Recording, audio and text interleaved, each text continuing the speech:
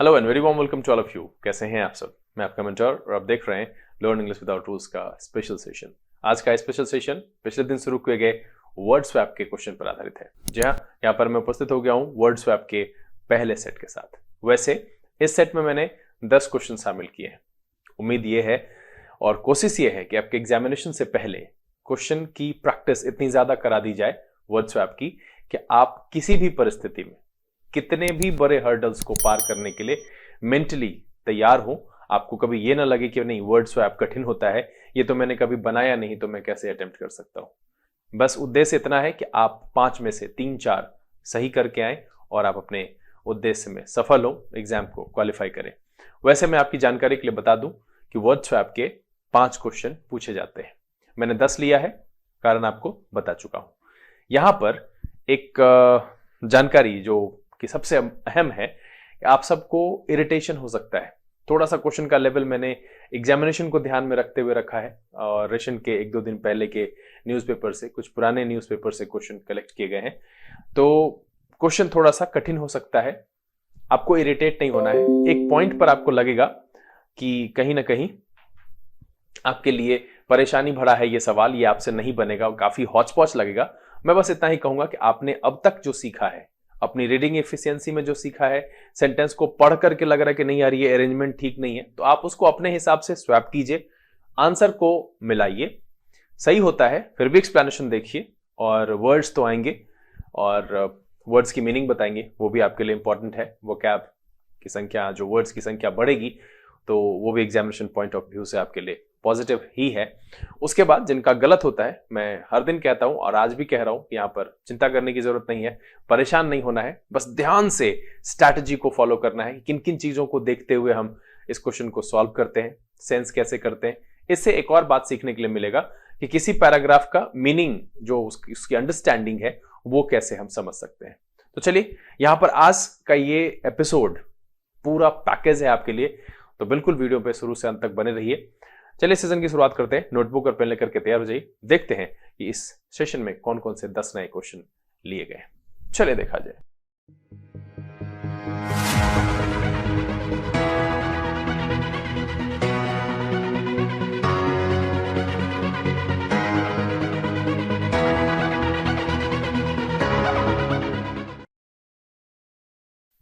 आइए हम आज के सेशन की शुरुआत करते हैं और इस सेट में लाए गए 10 क्वेश्चन को बारी बारी से आपके सामने रखते हैं। समय सीमा में कोई भी बदलाव नहीं किया गया है। यहां पर भी आपको हर एक क्वेश्चन के लिए 20 सेकंड की समय सीमा उपलब्ध कराई जाएगी। लेकिन हाँ, एक बात मैं यहां पर विशेष करके कह दूं, वैसे बच्चे जिनको लगता है कि उनकी रीडिंग एफिशिएंसी उतनी अच्छी नहीं है, 20 सेकंड के अंदर वो पैराग्राफ को पढ़ करके नहीं समझ पाएंगे, तो आंसर कहां से करेंगे। वैसे बच्चे बिल्कुल क्वेश्चन को सॉल्व करने के लिए आप वीडियो को पॉज कर सकते हैं। अपने हिसाब से कम कोशिश करेंगे कि समय कम से कम हम लें और उसका आंसर कर पाएं।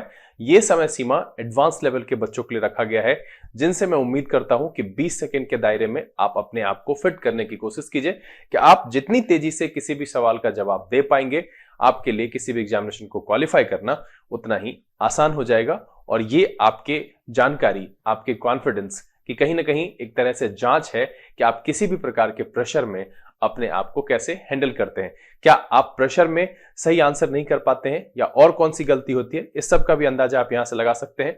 सेशन को शुरू करेंगे, लेकिन उससे पहले जो लोग इस चैनल पर नए हैं, चैनल को सब्सक्राइब कर लीजिए, बेल आइकन जरूर प्रेस कीजिएगा ताकि यहां से अपलोड की गई वीडियोस की नोटिफिकेशन आपको मिले और आपका कोई भी सेशन मिस ना हो।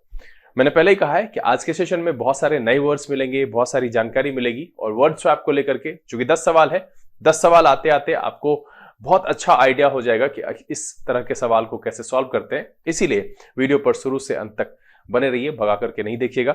चलिए, आज के सेशन का जो पहला सवाल है वो आपके सामने आ गया है और आपका समय शुरू होता है अब।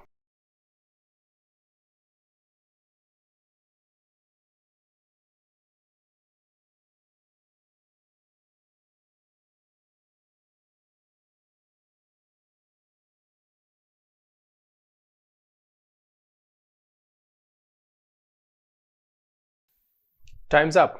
देखिए, कह रहा है कि losing the Bengal assembly election has eclipsed. अब देखिए, ये जो वर्ड है इक्लिप्स, इसका आपने ग्रहण से सुना होगा। हम ग्रहण शब्द का प्रयोग सूर्य के लिए और चांद के लिए करते हैं, सूर्य ग्रहण, चंद्र ग्रहण, सोलर इक्लिप्स, लूनर इक्लिप्स। लेकिन इसके अलावा हम कभी कभी बोलचाल में ये भी कहते हैं कि यार इस काम ने तुम्हारी प्रतिष्ठा पर ग्रहण लगा दिया। तो ग्रहण लगाने का मतलब जो है, यहां पर देखिए, यहां इक्लिप्स्ड का मतलब ग्रहण से ही है, अगर आप वाजिब मीनिंग देखेंगे एक्चुअल, लेकिन इसको आप कम करना, घटाना, इस सेंस में भी ले सकते हैं। तो कह रहा है कि losing the Bengal assembly election has eclipsed, बिल्कुल घटा दिया। क्या घटाया? The authority. अब ये शब्द जो है कहीं ना कहीं इस हिसाब से फिट हो सकता है, नहीं भी हो सकता है, आगे देखेंगे क्या है। And image of Narendra Modi. अब देखिए ये हमारे देश के पीएम हैं।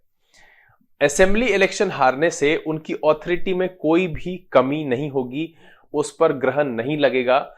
सिंपल सी बात है, यह समझने वाली बात हो गई कि यहां से इस शब्द को एलिमिनेट करना पड़ेगा, ये सही नहीं है, मतलब उस जगह पर ठीक नहीं है कि असेंबली इलेक्शन हारने से किसी देश के प्रधानमंत्री की ऑथोरिटी में कोई कमी नहीं होती, उस पर ग्रहण नहीं लगता है। यहां जो दूसरी तरफ है इमेज, बिल्कुल उनके इमेज को धक्का लग सकता है, उनके इमेज पर प्रभाव पड़ सकता है, तो यह बात सही है। यहां जो ऑथोरिटी है, इसके आगे हम देखते हैं कि इसको किस शब्द से हम रिप्लेस करें, कौन सा शब्द वहां पर ज्यादा फिट होगा। कहता है एंड द करिश्मा। अब ये जो है करिश्मा, इसका मतलब होता है आकर्षण, ठीक है, आकर्षण। तो अब देखिए कि ये वर्ड यहां पर फिट बैठ रहा है कि losing the Bengal assembly election has eclipsed the charisma and image of Narendra Modi. बिल्कुल मेरा दिख गया कि भाई बी का सी से रिप्लेसमेंट तय है कि बी और सी को हमको स्वैप करना पड़ेगा, बदलना पड़ेगा। तो ये मेरा आंसर नहीं होगा, ये मेरा आंसर नहीं होगा। अब यहां पर दिख रहा है बीसी और यहां पर भी दिख रहा है बीसी। अब दो ऑप्शन मेरे पास बचा। देखिए हम साथ में सब काम करते चलेंगे, ऑप्शन को भी कम करेंगे, सूझबूझ के साथ भी काम करेंगे। तो सर इतना समय फिर कैसे मैनेज करेंगे, ये अभी मैं बताने के प्रोसेस में कर रहा हूं। जैसे आप 100-150 क्वेश्चन इस पर बनाएंगे, एक अच्छी खासी प्रैक्टिस हो जाएगी, तो बिल्कुल आप तेजी से करेंगे, इतना समझने की जरूरत नहीं पड़ेगी। कहता है तब यहां पर आ जाएगा, यहां आ जाएगा करिश्मा और यहां आ जाएगी ऑथोरिटी, ठीक है। ये मेरा फिक्स हो गया कि यहां पर authority of Amit Shah which he has been wielded as the union home minister. इसका मतलब होता है उपयोग करना। ये जो वर्ड है विल्डिंग का मतलब होता है उपयोग करना, ये वर्ड है, वर्ब है WIELD, उसका ING वाला फॉर्म है, या इसका मतलब होता है चलाना। तो एक्चुअली अब जो है मुझे इसके रिप्लेसमेंट की, इक्लिप्स यहां से हटेगा नहीं, तो इक्लिप्स जब नहीं हटेगा तो ये ऑप्शन भी यहां से खत्म हो गया कि भाई इसको हम एलिमिनेट नहीं कर सकते, वहां से नहीं हटा सकते, क्योंकि वो सही है कि बंगाल असेंबली इलेक्शन हारने से जो उनके इमेज और उनका जो आकर्षण है उस पर ग्रहण लगा है, वो कम हुआ है। तो मेरा जो यहां पर आंसर है वो हो गया आपका डी। मैं समझता हूं कि आप इस बात को समझ गए होंगे। इसमें जो वर्ड है, एक वर्ड है इक्लिप्स्ड।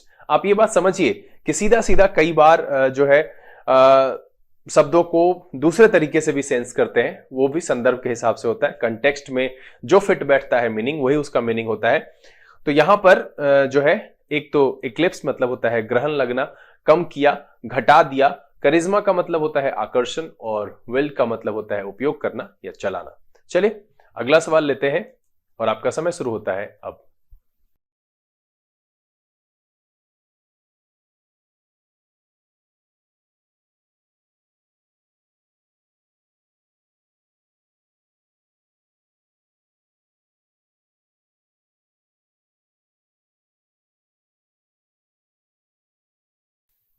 Times up. देखिए सूझबूझ के साथ बनाएंगे तो आसानी से बना सकते हैं। कह रहा है union minister MJ Akbar newspapers. अब देखिए ये यहां पर गड़बड़ है, ये मीनिंग नहीं दे रहा है कि newspapers to take legal action against. अब न्यूज़पेपर का मतलब समाचार पत्र होता है, इस संदर्भ में फिट नहीं बैठेगा। तो मतलब है कि मुझे यहां से इसको रिप्लेस करने की जरूरत है, इसके बदले मुझे कोई और वर्ड चाहिए। अब है कि हम इसको किस से कर सकते हैं, तो ए को बी से, बी भी यहां पर है जर्नलिस्ट, MJ अकबर जर्नलिस्ट, ये भी यहां पर ए का बी से रिप्लेसमेंट नहीं होगा, तो ये यहां पर दिया हुआ है, इसलिए ये मेरा यहां से एलिमिनेट हो जाएगा कि ए को बी से हम रिप्लेस नहीं कर सकते हैं। ये वाला भी ऑप्शन मेरा यहां से एलिमिनेट हो गया। अब कह रहा है कि बी को सी से रिप्लेस करेंगे। वुमेन, यहां पर जो लिखा हुआ है देखिए कि union minister MJ Akbar accused लगाएं तो हो सकता है to take legal action against several women journalist. यहां पर अक्यूज शब्द से बेहतर शब्द जो है ये है थ्रेटेंड, कि union minister MJ Akbar threatened to take legal action against several women journalist. अब यहां पर है कि उन्होंने धमकी दी, डराया, थ्रेट किया, क्या, किस चीज के लिए, कि उनके खिलाफ लीगल एक्शन लिया जा सकता है several women journalist who had accused him. Accuse का मतलब होता है आरोप लगाना, दोषी ठहराना, तो बिल्कुल यहां पर ये फिट है। तो इस लिहाजन बी का सी से भी रिप्लेसमेंट नहीं होगा। मेरा दिख रहा है कि हम अगर न्यूज़पेपर्स को थ्रेटेंड से रिप्लेस करते हैं, एक्सचेंज करते हैं, union minister MJ Akbar threatened to take legal action against several women journalist who had accused him of sexual harassment at 2 newspapers. बिल्कुल वहां पर न्यूज़पेपर्स इसके साथ आ जाएगा, प्लूरल है और वहां पर भी प्लूरल की जरूरत है यहां पर, और वहां भी है न्यूज़पेपर्स, तो ये यहां पर आ जाएगा। ए का डी के साथ जो है रिप्लेसमेंट करने पर मेरा पैराग्राफ सही हो जाएगा, मीनिंग के आधार पर संदर्भ भी फिट बैठेगा कि यूनियन मिनिस्टर एमजे अकबर ने धमकाया, किस चीज के लिए, लीगल एक्शन के लिए, several women journalist who had accused him of sexual harassment. तो बिल्कुल सही हो जाएगा, और इसीलिए इस सवाल का भी जो जवाब हो जाएगा वो हो जाएगा आपका डी। देखिए इसमें कोई नया वर्ड नहीं है, सब आपका जाना पहचाना वो वर्ड है, लेकिन आपको इस बात का अंदाजा लग गया होगा कि थोड़ी बहुत अगर सूझबूझ आप रखते हैं तो यहां पर मुझे एक वर्ब चाहिए था, इस नाउन की यहां पर जरूरत नहीं थी, ये नाउन यहां पर सुटेबल नहीं लग रहा था, पढ़ के भी समझ में आ रहा था। दैट्स व्हाई मैं कहता हूं कि आपको न्यूज़पेपर रीडिंग करना बहुत जरूरी है अगर आप बैंकिंग परीक्षाएं पास करना चाहते हैं। इंग्लिश बेस्ड क्वेश्चन जहां पूछा जाता है, अगर उसको सॉल्व करना है तो कहीं ना कहीं आपकी अंडरस्टैंडिंग और ये क्रिएट तब होगी जब आपकी रीडिंग एफिशिएंसी अच्छी है, ग्रामेटिकल नॉर्म्स को समझते हुए आप बातों को समझते हैं, क्या बोलना है, क्या लिखा जा रहा है। और सबसे पहले मैंने कहा कि हिंदी नहीं करनी है, इसकी भी हिंदी नहीं करनी है, आपको समझना है कि सेंस वहां पर क्या दे रहा है। चलिए अगला सवाल लेते हैं और आपका समय शुरू होता है अब।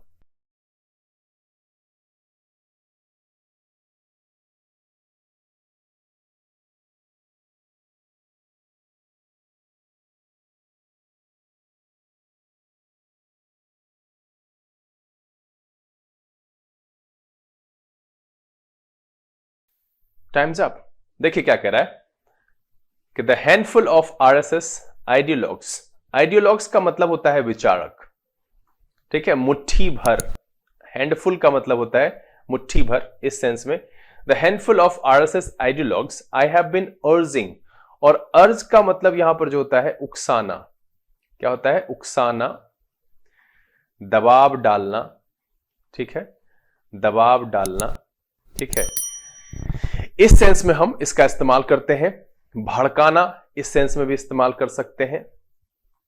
ये सेंस इसका आता है I have been urging to over the years have strangely over recent months all been speaking।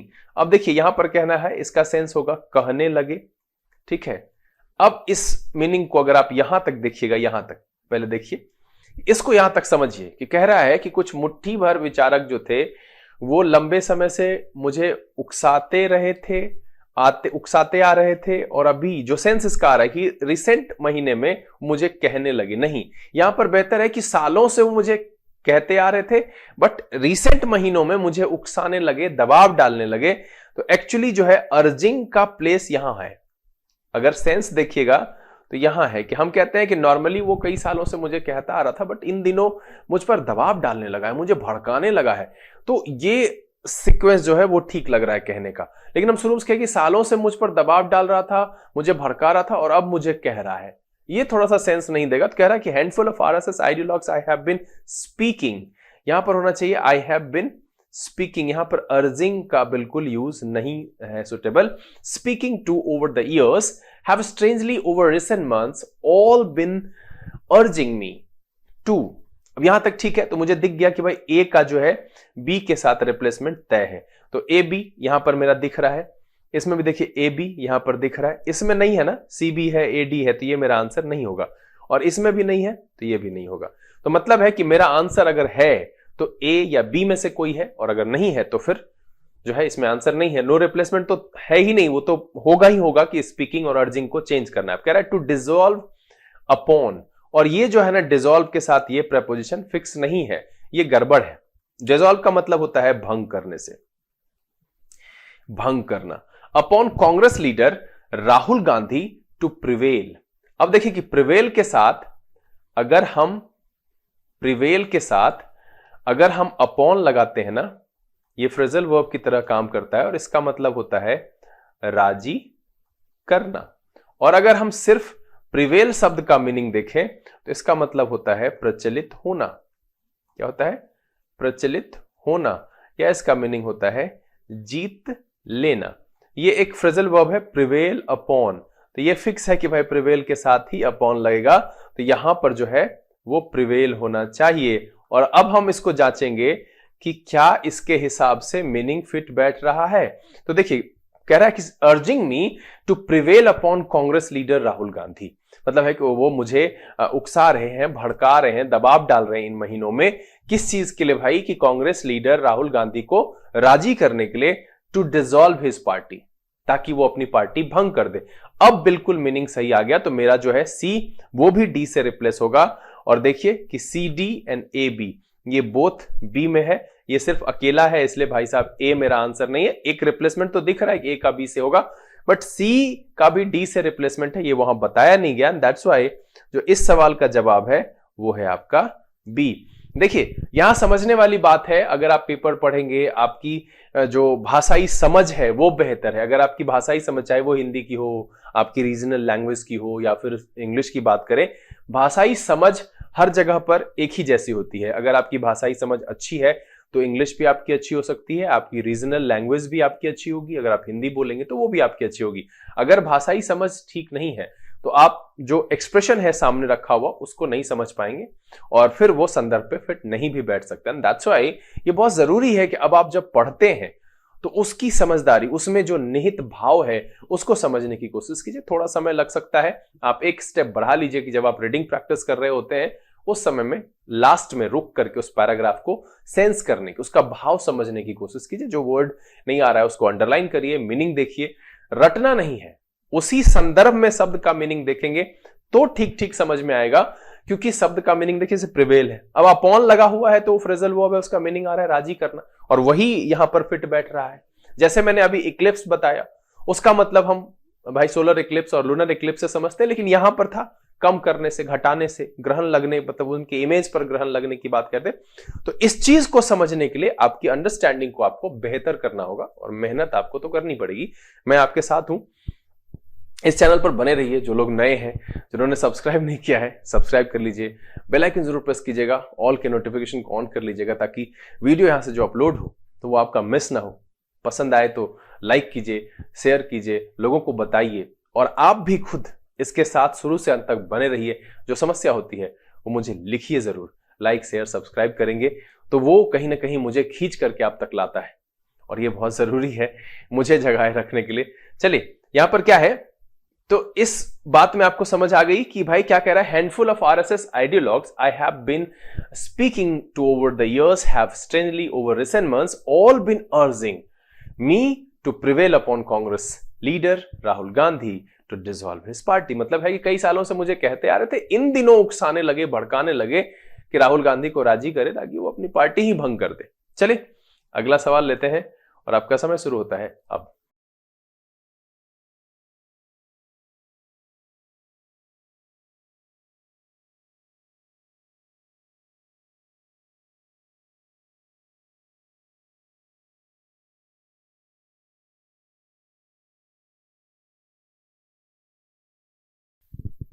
Times up. देखिए क्या कह रहा है कि China and the United states have slapped. Grammatical भी नॉर्म्स देखते हैं, V3 है, ठीक है। Tit for tat tariffs over the past few months, मतलब है एक दूसरे के साथ जो है वो आघात करने वाला, एक दूसरे को वैसा ही व्यवहार कर रहे। स्लैप का मतलब थप्पड़ मारने से, ऐसा नहीं है कि भाई देश एक दूसरे के ऊपर थप्पड़ मारता है, मतलब एक दूसरे के खिलाफ जैसे को तैसा वाला नीति जो है अपना रहे हैं, और वो कहीं ना कहीं गड़बड़ी है, रेपुटेशन को आघात पहुंचाने वाला है। सेंस ही आ रहा है, मीनिंग क्या है उससे कोई मतलब नहीं, हिंदी मीनिंग पर मत जाइए, सीधा है। China and United states have slapped tit for tat tariff over the past few months. अब रैटलिंग, रैटलिंग का मतलब होता है घबरा देना। ऐसे रैटल एक वर्ड है जिसका मतलब होता है खनखनाहट की आवाज, और ये इसी नाम से एक सांप की प्रजाति है, रैटल स्नैक, जो अपने पूंछ पर एक बनावट होती है जिसको हिलाते रहता है कि भाई नजदीक मत आना, मैं हूं। वो आपको घबराते रहता है, डरा देता है आपको, ताकि आप वहां तक ना पहुंचे और आपको क्षति ना पहुंचे। रटल यहां पर है घबरा देना। किस चीज को घबरा दिया भाई? Financial markets as investors worried the escalate. और एस्केलेट करने का मतलब होता है तीव्र करना। क्या होता है? एस्केलेट का मतलब होता है तीव्र करना या होता है बढ़ाना। और यही जो एक सीढ़ी होती है खुद चलने वाली, उसको एस्केलेटर कहते हैं। इसी से है वो आगे की तरफ बढ़ा देते हैं। Investors worried the escalating trade war could knock. और नॉक का मतलब होता है यहां पर दस्तक देने से, ठीक है, दस्तक देना, या आप इसको कह सकते हैं आघात करना। आप इस सेंस में भी इसको रख सकते हैं। तो देखिए यहां पर क्या कह रहा है कि China and United states have slapped tit for tat tariff over the past few months, rattling financial markets। बिल्कुल फाइनेंशियल मार्केट को घबरा दिया, डरा दिया। as investors worried the escalating trade war could knock global trade and investment. कहता है कि घबरा दिया कि ये जो बढ़ रहा है ना ट्रेड वॉर, जिसकी वजह से जो है ग्लोबल जो ट्रेड और इन्वेस्टमेंट है उस पर आघात पहुंच सकता है। ये बिल्कुल मीनिंग पर सारा जो शब्द है जो अंडरलाइंड है, ए में, बी में, सी में, डी में, सबका सही जगह है, सब कंटेक्स्ट पर फिट है, मीनिंग भी ठीक ठीक आ रहा है। इसीलिए इसमें कोई भी रिप्लेसमेंट की जरूरत नहीं है। एंड दैट्स व्हाई आंसर जो है उसका ऑप्शन है ई। तो देखिए यहां पर समझिए, फिर से यहां पर देखिए, मैंने कहा कि एस्केलेटर वो सीढ़ी के लिए इस्तेमाल करते हैं, है ना, ऑटोमेटिक जो सीढ़ी होती है, कई जगहों पर आपने देखा नीचे खड़े हो जाओ वो धीरे धीरे आगे की तरफ बढ़ती रहती है। तो अब उस मीनिंग को अगर आप याद करेंगे तो वहां से भी है कि तीव्र करना, बढ़ाना, उस सेंस में इस्तेमाल करें। और देख रहे हैं यहां पर स्लैप्ड, इस शब्द का मतलब थप्पड़ जरने से नहीं है, आघात पहुंचाने से, दुर्व्यवहार करने से है, या फिर कह सकते हैं रेपुटेशन को कम करने वाली, या एक दूसरे के विरोध में कोई काम करना। ये सेंस आपको समझना है। एग्जैक्ट वर्ड पे जाके क्या करेंगे, मीनिंग आ जाना चाहिए अभी फिलहाल, आपका सवाल बन जाए, आपकी अंडरस्टैंडिंग बेहतर हो जाए, आप आरसी कर पाओ, सेंटेंस अरेंजमेंट कर पाओ, ये उद्देश्य बनाना चाहिए। कितना रट सकते हैं आप, रटना हमेशा से कठिन है। तो इसीलिए इसमें जितने भी वर्ड्स हैं, ए बी सी डी, सब अपने जगह पर है, और इसलिए आंसर जो है नो रिप्लेसमेंट रिक्वायर्ड। चलिए अगला सवाल लेते हैं और आपका समय शुरू होता है अब।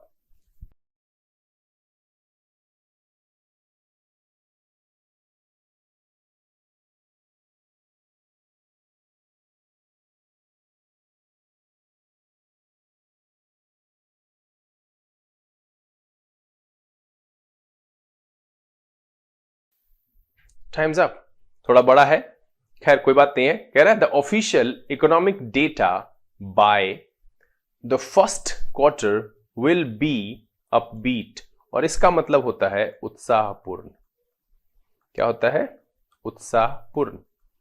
Bye the end of may.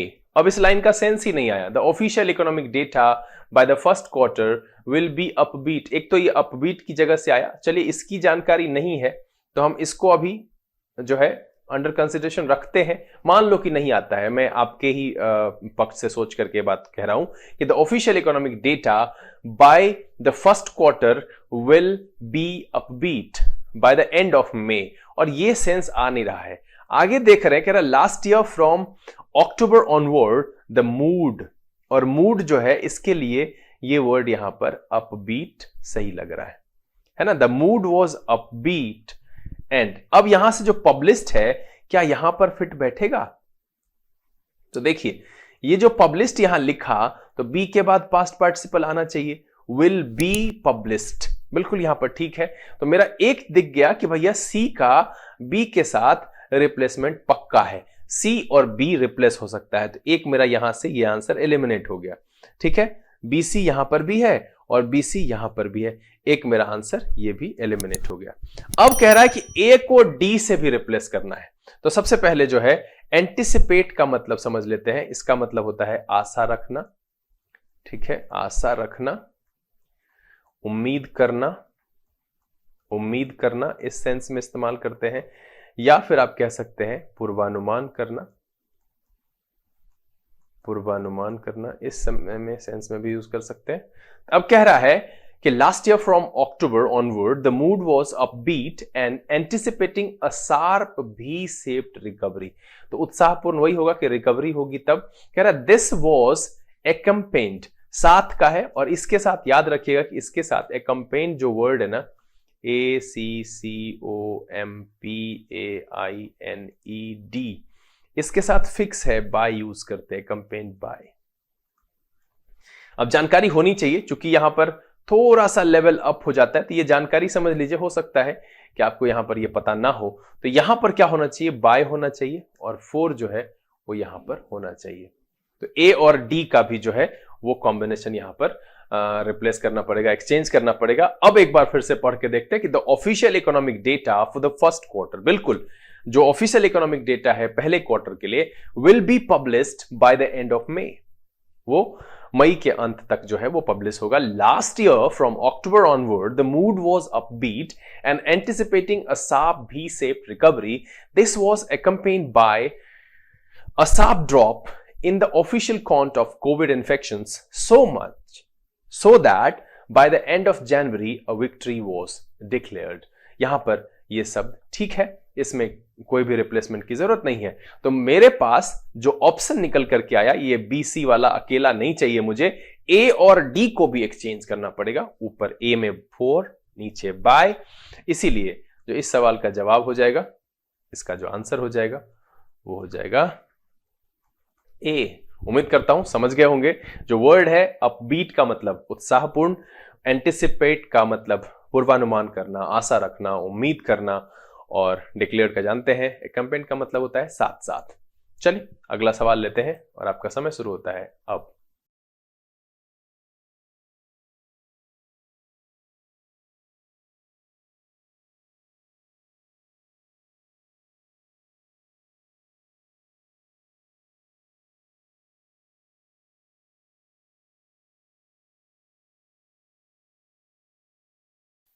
Times up.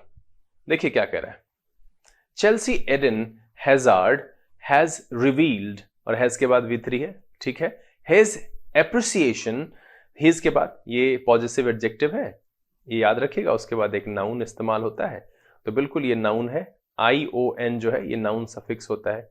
और अगर इसको आपको जानना है विस्तार से तो एफिक्सेस एंड रूट वर्ड है, प्लेलिस्ट में चले जाइए। कह रहा है appreciation of Manchester United manager Jose Mourinho and said the Portuguese is one coach he would like to work with again.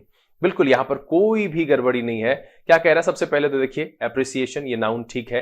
कह रहा है कि Chelsea Eden Hazard has revealed his appreciation for Manchester United manager Jose Mourinho and said the Portuguese is the one coach who would like to he would like to work with again। इसमें कोई भी गड़बड़ी नहीं है। सारे जितने भी underline word है ए में, एप्रिसिएशन, मैनेजर, सेड, वर्क, सब के सब अपने जगह पर सही है। किसी भी प्रकार के स्वैप की, एक्सचेंज की, रिप्लेसमेंट की जरूरत नहीं है। That's why answer is no replacement required, और ऑप्शन जो इसका है वो है आपका ई। चलिए अगला सवाल लेते हैं और आपका समय शुरू होता है अब।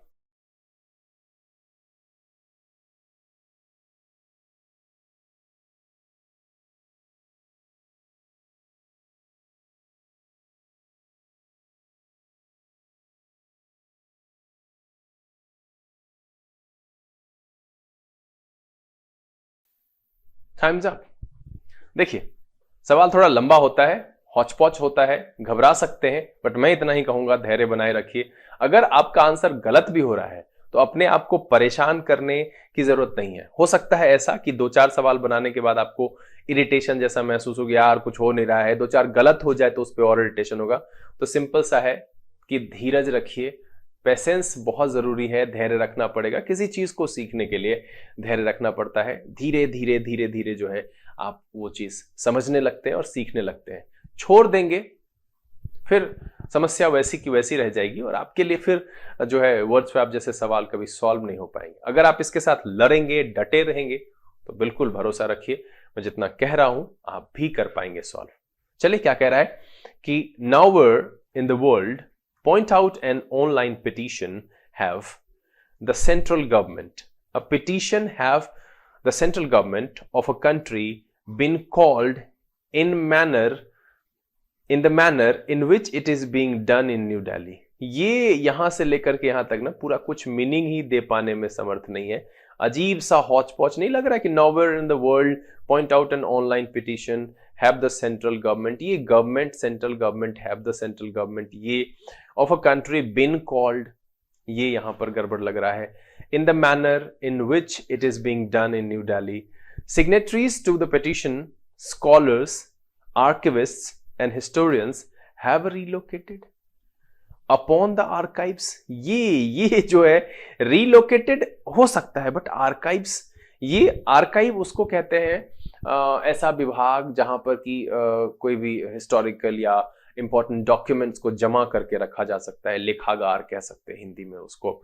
किस तरीके से कहेंगे? आर्काइव का मतलब होता है कि जहां पर हम कोई डॉक्यूमेंट, कुछ भी इंपॉर्टेंट चीजें स्टोर करके रखते हैं. स्टोरेज समझ लीजिए डॉक्यूमेंट के लिए, हिस्टोरिकल डॉक्यूमेंट्स, मॉन्यूमेंट्स, इन सब चीज़ों के लिए, जो विशेष करके डॉक्यूमेंट्स के लिए जो है पूरा लेख, जहाँ पर लेखागार जो सारी जानकारी जहाँ पर स्टोर की जाती है उसको आर्काइव कहते हैं. तो कह रहा है कि अब यहाँ पर इसको जो कह रहा है रिलोकेटेड अपॉन द आर्काइव्स. अब पिटीशन, स्कॉलर्स, आर्किविस्ट और हिस्टोरियन, इसको आर्काइव में कैसे रिलोकेट करेंगे? गड़बड़ है. तो मेरा जो डी और ई है ये गड़बड़ लग रहा है, इसको देखना पड़ेगा कि कैसे होगा. चलिए ऑप्शन हम देख करके एक अंदाजा लगाते हैं कि मेरा कह रहा है ए और ई का रिप्लेसमेंट होगा, और ए और ई का रिप्लेसमेंट यहां पर भी दिख रहा है. अगर हम कहते हैं कि nowhere in the world points out an online petition have the central archives, यहां हो सकता है सेंट्रल आर्काइव्स. ठीक है. Of a country been relocated. ठीक, तो उसको आर्काइव को रिलोकेट कर सकते हैं. कह रहा है कि nowhere in the world points out an online petition have the central archives of a country been relocated in the manner. और मैंने क्या किया, ए को कहा ई के साथ रिप्लेस करके देखने के लिए, मैं वही कर रहा हूं. और बी को कहा डी के साथ रिप्लेस करके देखने के लिए, मैंने वो किया. और मैं यहां पर देख रहा हूं कि ए भी है और बी डी भी है. अब यहां पर जो है बी को डी के साथ, तो यहां पर है कॉल्ड होगा. ठीक, और यहां पर जो है वो गवर्नमेंट होगा. अब जरा मीनिंग लगा करके देखते हैं. मैं ऑप्शन से ही आया यहां पर कि पहला ऑप्शन कह रहा है कि एई और बीडी को रिप्लेस करना है. तो एई कह रहा है कि nowhere in the world point out an online petition have the central archives of a country been relocated in the manner in which it is being done in New Delhi.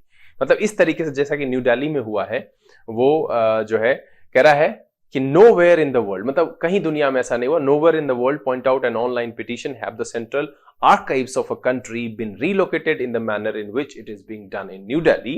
Signatories to the petition, scholars, archivists and historians have called upon the government to explain who would be responsible for damages. यहां पर जो है अब जाकर के meaning बिल्कुल fit बैठ रहा है कि कहीं पर भी ऐसा नहीं है have the central archives of the country been relocated in the manner in which it is being done in New Delhi. अब कह रहा है कि signatories to the petition, scholars, archivists and historians have called upon the government to explain who would be responsible for damages. बिल्कुल ये यहां पर relocated की जगह पर कॉल्ड का इस्तेमाल करना, आर्काइव्स की जगह पर गवर्नमेंट का इस्तेमाल करना बिल्कुल कंटेक्स्ट में फिट बैठ रहा है कि भाई इन सबको बुलाया गया to explain who would be responsible for damages. ठीक है, कि भाई रिस्पॉन्सिबल कौन होगा डैमेज के लिए. तो यहां सिंपल सा है कि ऊपर में देख करके अटपटा लगा और हम क्या किए, जब नहीं समझ में आया तो हम ऑप्शन की तरफ से आकर के देखिए, जब कोई भी हिंट नहीं मिले तब आप ये सहारा ले सकते हैं कि भाई यहां पर कह क्या रहा है. ऐसे सेंट्रल गवर्नमेंट यहां पर ठीक ही लग रहा था, द आर्काइव्स यहां पर भी ठीक लग रहा था, हैव लोकेटेड यहां पर भी. कभी कभी ऐसा होगा, और जब ज्यादा समय लगे तो मुझे नहीं लगता कि एग्जामिनेशन हॉल में आपको ज्यादा प्रयोग करना चाहिए. एक क्वेश्चन क्विट करके अगर आप 2 से 3 क्वेश्चन बना लेते हैं तो बिल्कुल ऐसी बात होनी चाहिए आपके अंदर, और इस पर अफसोस जताने की भी बात नहीं कि एक क्वेश्चन मेरा छूट गया. अभी तो भाई 29 सवाल और बनाने हैं 30 में. तो ऐसी मेंटालिटी रखिए कि क्विट नहीं करना है. ठीक है, समय बचेगा बाद में देख लेंगे, लेकिन उस पर ज्यादा समय नहीं देना है. तो इस लिहाजन जो है मेरा ये ऑप्शन ए, ई और बी, डी दोनों जो है एक्सचेंज के बाद सही जगह पर शब्द आ जाता है कि सेंट्रल आर्काइव्स होगा, सेंट्रल गवर्नमेंट नहीं होगा, बिन रीलोकेटेड होगा, बिन कॉल्ड नहीं होगा, हैव कॉल्ड होगा, हैव रीलोकेटेड नहीं होगा, और द गवर्नमेंट होगा, द आर्काइव्स नहीं होगा. तो इसीलिए इस सवाल का जो जवाब है, आंसर है, वो है आपका ए. चलिए अगला सवाल लिया जाए और आपका समय शुरू होता है अब.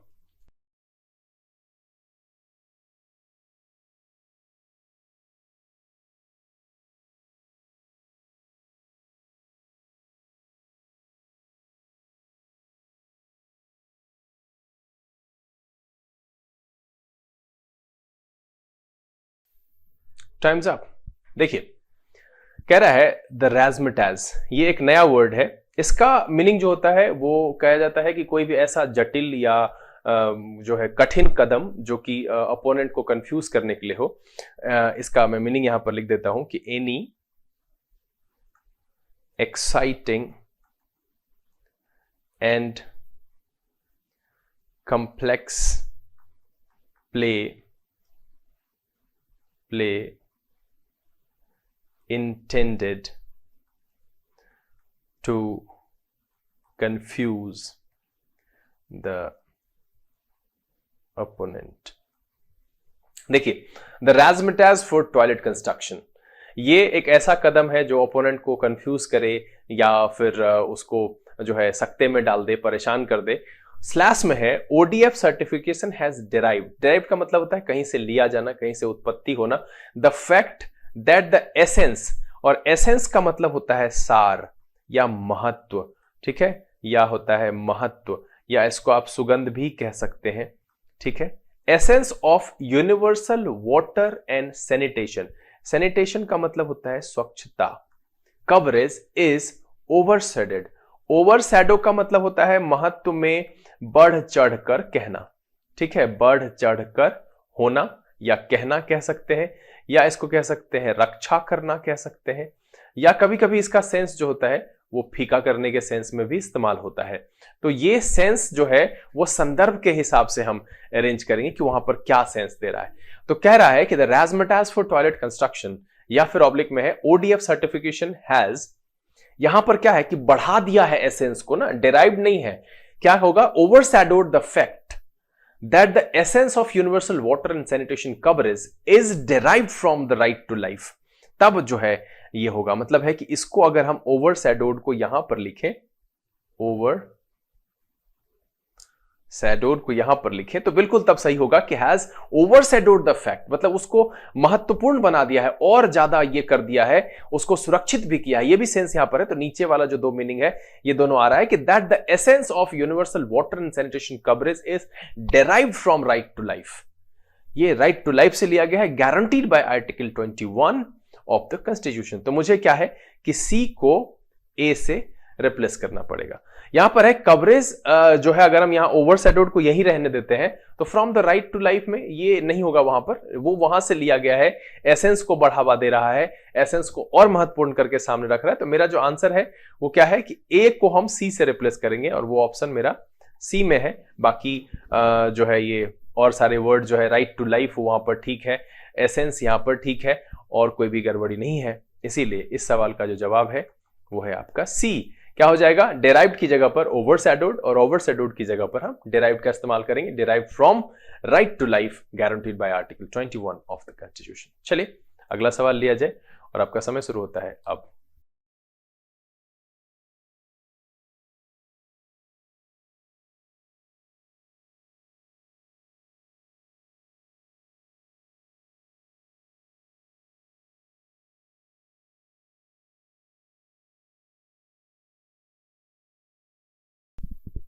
Time's up। देखिए, it has been 14 months since the nationwide lockdown was leading on March 24, 2020। देखिए, ये जो तारीख है ना, उस दिन अनाउंसमेंट हुई थी, ठीक है, अनाउंसमेंट हुई थी। तो ये यहां पर जो है लीडिंग शब्द ठीक नहीं लग रहा है, लेकिन यहां जो दूसरा शब्द है अगर हम इसको यहां पर यूज करें, अनाउंस्ड, तो बिल्कुल ठीक बैठ रहा है कि it has been 14 months since the nationwide lockdown was announced on March 24, 2020। अब यहां पर अगर हम लीडिंग यूज करें तो ये किस चीज को लीड किया, अब आगे बात कर रहा है कि leading to unprecedented chaos. Chaos का मतलब होता है अफरा तफरी, अव्यवस्था कह सकते हैं,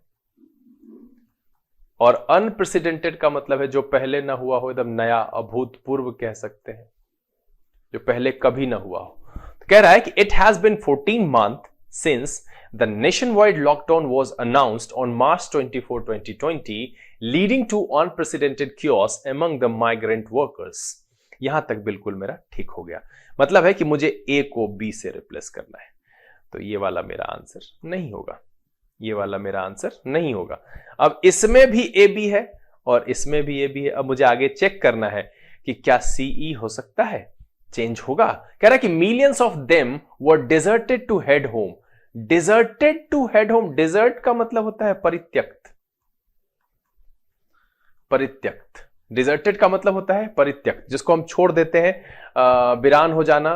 कह रहा है were deserted to head home on foot in the absence of any means of transportation, without food to eat, without water to drink and with little hope of getting them through forced streets. अब देखिए, forced street से बेहतर जो है वो होगा deserted streets. Deserted का मतलब वीरान, सुनसान, जहां कोई नहीं जा रहा है, जहां सबके जाने पर रोक है, मनाही है, मतलब सुनसान।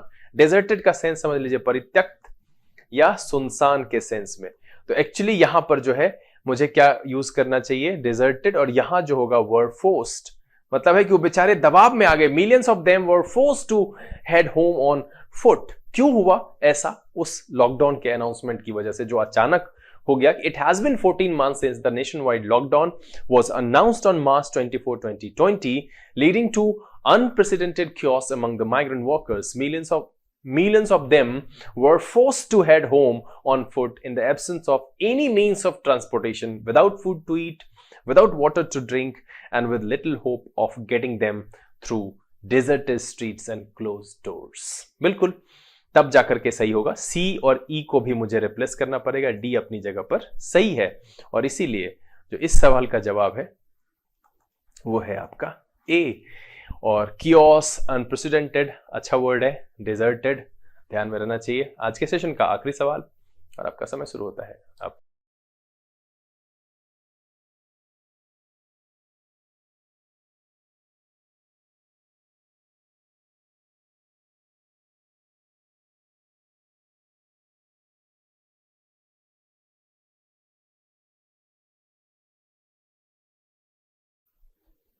Times up.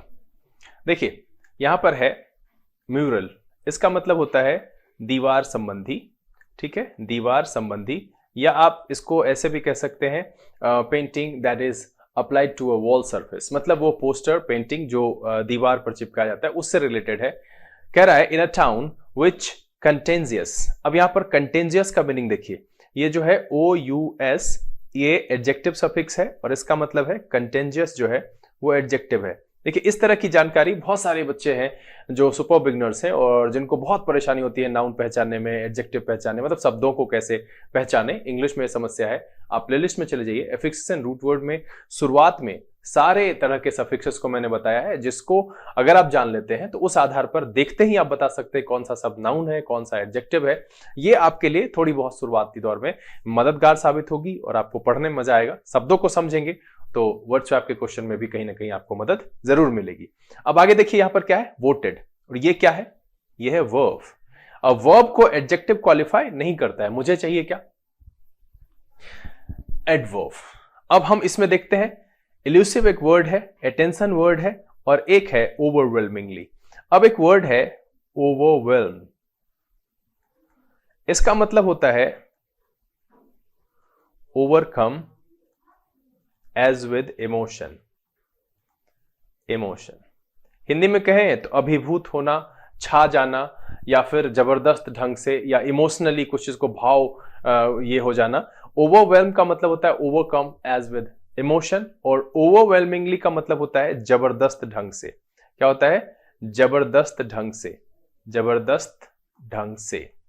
तो यहां पर क्या हो जाएगा कि ये यहां चला आएगा कंटेंजियस के जगह पर, और कंटेंजियस यहां पर चला आएगा कि on the contentious Brexit referendum.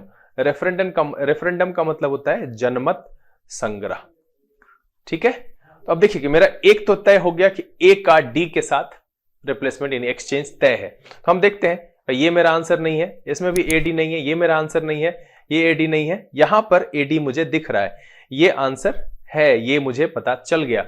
अब बी का सी के साथ रिप्लेसमेंट है। सी जो है अटेंशन, ये देखिए नाउन है, ठीक है, और ऊपर जो है इल्यूसिव, इसका मतलब होता है डिफिकल्ट टू डिस्क्राइब, है ना, डिफिकल्ट टू डिस्क्राइब या कह सकते हैं हार्ड टू कंप्रिहेंड और सॉल्व, कंप्रिहेंड और सॉल्व मतलब जटिल के सेंस में, जो आसानी से समझ में ना आए। तो यहां पर ये मच एडजेक्टिव है और इसके बाद मुझे क्या चाहिए, नाउन। तो एक्चुअली क्या हो जाएगा, अटेंशन। तो यहां जो सीधा सीधा जो सेंटेंस रिप्लेसमेंट के बाद आएगा, the mural in a town which overwhelmingly voted to leave and is one of Britain's main crossing point to the continent gained much attention after it emerged that it was the work of Banksy, the elusive artist। और artist को बहुत कठिन होता है, बहुत जटिल होता है उनको डिस्क्राइब करना, उनको समझना। तो बिल्कुल यहां पर जो है elusive artist फिट है, अटेंशन यहां पर नहीं होगा। और नाउन के बाद नाउन है यहां पर, तो गड़बड़ सेंस आ रहा है। Who till this time had not made known his political views on the contentious Brexit referendum. अब यहां पर जो है कंटेंजियस का मतलब मैंने बताया नहीं, इसका मतलब होता है विवादपूर्ण, है ना। अब देखिए कि यहां पर आ गया कंटेंजियस ब्रेक्जिट रेफरेंडम, और तब जाकर के बिल्कुल सही हो जाएगा। मतलब क्या है कि सबसे पहले कंटेंजियस हटा करके हम उसकी जगह पर ओवरवेलमिंगली यूज करेंगे, और इल्यूसिव हटा करके अटेंशन यूज करेंगे, और जहां अटेंशन है वहां इल्यूसिव यूज करेंगे, जहां ओवरवेलमिंगली यूज किया गया था वहां पर हम कंटेंजियस का इस्तेमाल करेंगे। कंटेंजियस का मतलब विवादपूर्ण, इल्यूसिव का मतलब काफी कठिन, जिसको एक्सप्लेन करना समझना कठिन हो, उसके लिए इस्तेमाल करते हैं। ओवरवेलमिंगली का मतलब जबरदस्त ढंग से, और म्यूरल का मतलब है उस पेंटिंग से जो दीवार पर अप्लाई किया जाता है, दीवार संबंधी। तो उम्मीद करता हूं कि ये सवाल आपने सही सही बनाया होगा, और इसलिए जो इसका आंसर है वो है सी। देखिए, मैं ये मानता हूं कि आज के सेट में 2-4 क्वेश्चन ऐसे थे जो काफी उलझाने वाले थे और आप सबको कठिनाई हुई होगी, लेकिन हाँ, धैर्य रखना है, इरिटेट नहीं होना है। उम्मीद करता हूं कि एक्सप्लेनेशन जो मैंने आपके सामने रखा है ये आप अच्छे से समझ गए होंगे, और आपको ये वीडियो भी काफी पसंद आया होगा। अगर ये वीडियो आपको अच्छा लगा, आप इसे लाइक कर दें। अगर आपने चैनल सब्सक्राइब नहीं किया है, प्लीज सब्सक्राइब कर लीजिए, बेल आइकन जरूर प्रेस कीजिएगा, ताकि यहाँ से अपलोड की गई वीडियोस की नोटिफिकेशन आपको मिले और आपका कोई भी सेशन मिस ना हो। जो लोग यहाँ पर पहले जुड़े हुए वो इसे ज्यादा से ज्यादा सोशल नेटवर्किंग साइट पर शेयर करें। पढ़ें, पढ़ाएं, खुश रहें, मस्त रहें। मैं यहाँ पर एक बात आपसे कहना चाहूंगा कि सबसे पहले तो आप सब अपने अंक मुझे लिख करके कमेंट बॉक्स में बताइए। साथ में ये भी बताइए कि इस सेट को सॉल्व करते समय आपको क्या महसूस हुआ, क्या आपको काफी ज्यादा कठिनाई हुई। जिस जिस पॉइंट पर आपको लगा कि दिक्कत है, आप मुझे बता सकते हैं। ऐसे मुझे ये पता है कि ये सेट में 2-4 क्वेश्चन ऐसा था जो काफी हौच पौच था, चूंकि ये द हिंदू न्यूज़पेपर से जो 2-4 दिन 5 दिन पहले और कुछ पुराने न्यूज़पेपर का हिस्सा था, तो थोड़ी बहुत परेशानी आपको हुई होगी। मैं इससे जो है मुकरूंगा नहीं, मैं कहीं से भी इसको झुठलाने की कोशिश नहीं करूंगा।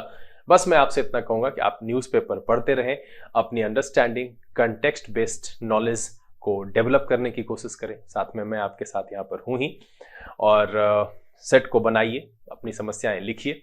बहरहाल समय है यहाँ से विदा लेने का, लेकिन इसके पहले एक जानकारी है मेरे पास कि आज डिस्क्रिप्शन में वॉइस के सेट 6 क्वेश्चन का लिंक मैं आपको उपलब्ध करा रहा हूं। अगर आप बनाना चाहते हैं तो डाउनलोड करके वहां से बना करके तैयार रहिए। वैसे बहुत जल्द उसके सॉल्यूशन और डिटेल एक्सप्लेनेशन के साथ भी आपके सामने हम बहुत जल्द उपस्थित होंगे। घर में रहिए, खुश रहिए, अपना और अपने परिवारजनों का ख्याल रखिए, पढ़ते जरूर रहिएगा। तब तक के लिए लर्न इंग्लिश विदाउट रूल्स के सीजन से this is BK Singh signing off. Keep reading, keep practising. Thank you, God bless you.